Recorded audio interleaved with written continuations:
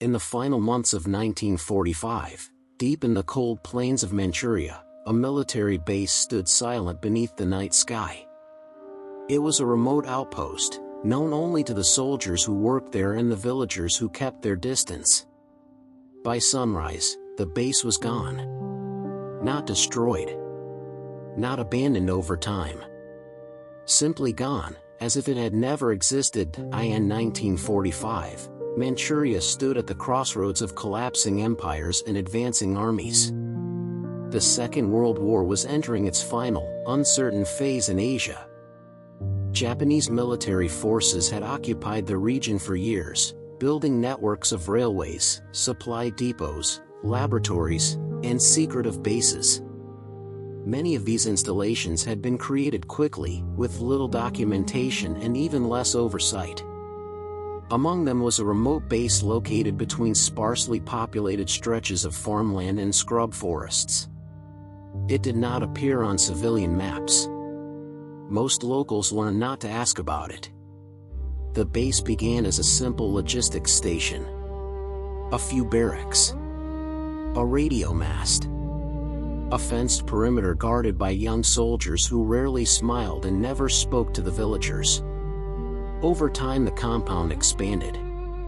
More buildings appeared. Floodlights. Storage sheds. A separate inner enclosure with its own guards. Supplies arrived at night. Trains with sealed cars passed without stopping. The soldiers became quieter. New officers arrived, staying for only weeks before being replaced. The local people watched from a distance. They noticed that even the Japanese civilians stationed elsewhere avoided the place.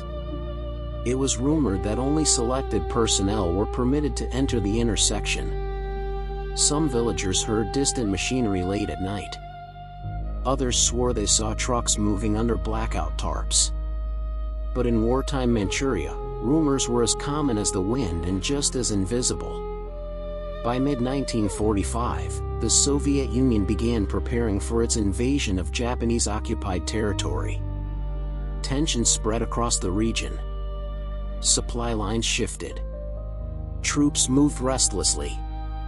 The base seemed busier than ever, yet at the same time more sealed off. Letters home were censored. Patrol routes increased.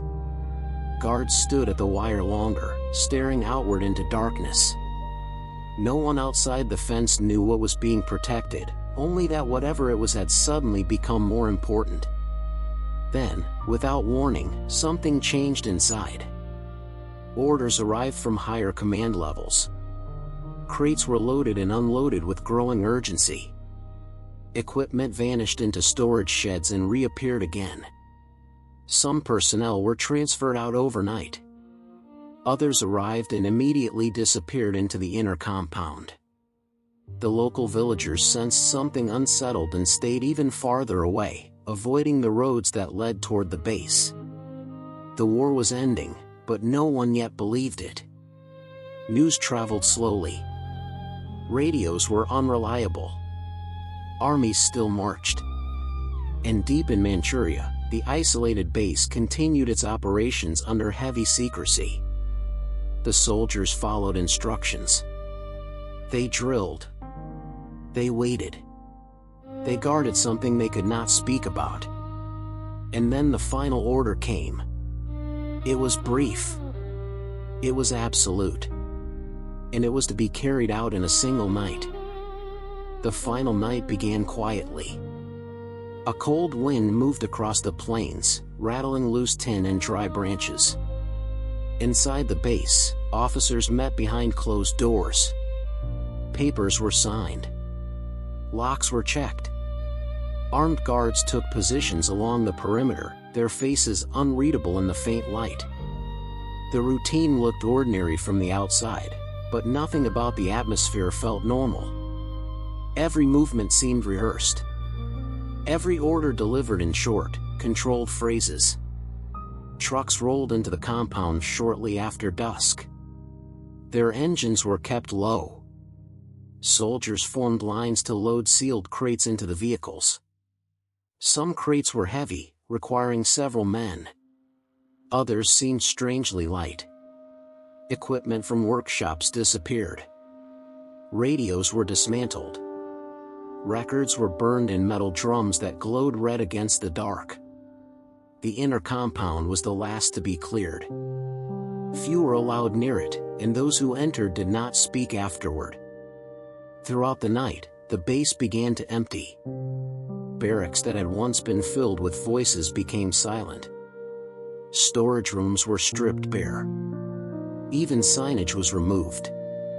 It was as if the place was being carefully erased rather than abandoned. The soldiers worked with urgency but without panic. This was not a retreat under fire. It was a deliberate operation. Outside the fence, distant villagers noticed the lights burning late. Some watched from hilltops, trying to understand what was happening. They saw convoys leaving the base and heading toward the rail lines. They heard faint explosions, not from battle, but from controlled demolitions. Structures collapsed inward. Small fires burned, then went dark. By midnight, the entire compound felt strangely hollow. The remaining personnel moved with increasing speed. Every trace of documentation was destroyed. Tools vanished. Machinery disappeared. Even the dog that once patrolled the yard was nowhere to be seen. Guards rotated silently, rifles at rest, eyes fixed outward. No one was allowed to leave their post early. No one spoke. The air felt heavy, thick with unasked questions. As the final hours passed, only a skeleton crew remained. They inspected the empty grounds. They checked the last buildings. They removed the final markers of occupation, flags, unit symbols, personal belongings. Then more charges were set. These were not designed to scatter debris but to flatten structures and bury their foundations. When the detonations came, they were brief and controlled. Dust rose. Then it settled. By the time the sky began to pale with the first light of dawn, the base no longer existed in recognizable form. The convoys were gone. The soldiers were gone. The records were gone. What remained was a leveled field, a few blackened posts, and the faint outline of roads already beginning to fade into the dirt. There were no signs left to explain who had been there or what they had done. The night had erased it all. When Soviet forces entered Manchuria later in 1945, they advanced rapidly through abandoned positions and shattered infrastructure. Villages saw unfamiliar uniforms marching past. Commanders gathered reports. Most installations were catalogued and assessed. But when reconnaissance units reached the site where the base had once stood, they found almost nothing. Just bare earth. A few scattered fragments. And rumors. Soldiers walked the perimeter, trying to understand what had been there. Little ruts were visible in the soil, already fading. Some shallow craters marked the spots where buildings had once stood. Metal scraps surfaced here and there, but not enough to reveal purpose or identity. There were no bodies. No stored weapons. No supplies. No paper. It was rare in wartime to find such intentional emptiness. Local residents offered only cautious statements. They said soldiers had once guarded the place. They said trucks arrived and departed at night. They said everything vanished in a single evening. But beyond that, they knew little and preferred not to speculate. Years of occupation had taught them that some questions were better left unasked. And with governments changing, trust remained scarce. Military intelligence tried to reconstruct events. They charted rail lines. They searched depots. They interviewed former personnel when possible.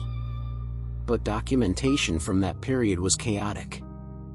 Many archives were destroyed or sealed. Testimony contradicted itself. Some said the base supported logistics. Others whispered it had housed more secretive work. There were hints of medical activity. There were mentions of research.